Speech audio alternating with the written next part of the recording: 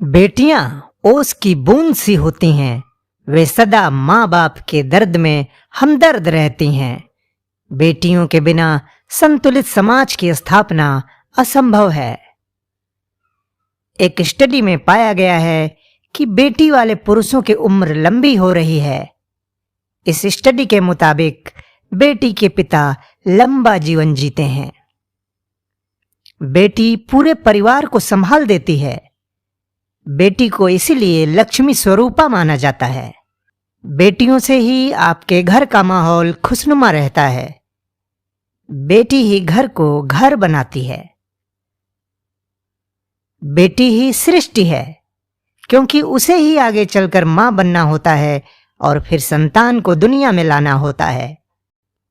बेटे से अधिक भरोसेमंद बेटियां होती हैं, क्योंकि बेटा को शादी और नौकरी के बाद घर उतना रास नहीं आता, परंतु परिवार में परेशानी आई देख ससुराल में भी सब संभालने वाली बेटी मायके के लिए दौड़ी चली आती है। बेटी अपने माता पिता के लिए अपनी जान तक दे सकती है, जबकि बेटे ऐसा प्रायः नहीं करते। बेटी होने का मतलब है कि वह परिवार शांति और सुकून से जीता है। बेटी होने का फायदा यह भी है कि मां का हर काम में वो हाथ बटा देती है। बुढ़ापे में माता पिता को बेटा भले ही छोड़ दे, बेटी कभी नहीं छोड़ती।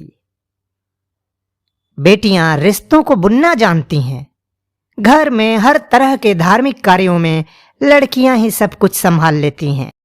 बेटा सिर्फ एक ही कुल को रोशन करता है, किंतु बेटियां तो दो दो कुलों की नाज होती हैं।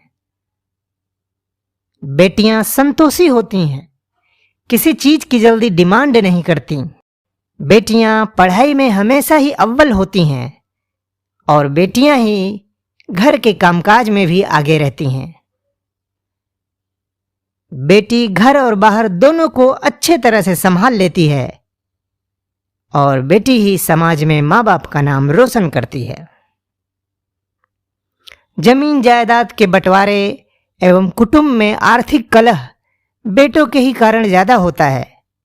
ऐसे समय में बेटियां माँ बाप के साथ खड़ी होती हैं। इसीलिए इस्लाम में भी पैगंबर मोहम्मद हजरत ने फरमाया है, जिस घर में बेटी पैदा होती है उस घर में खुदा की रहमत आती है।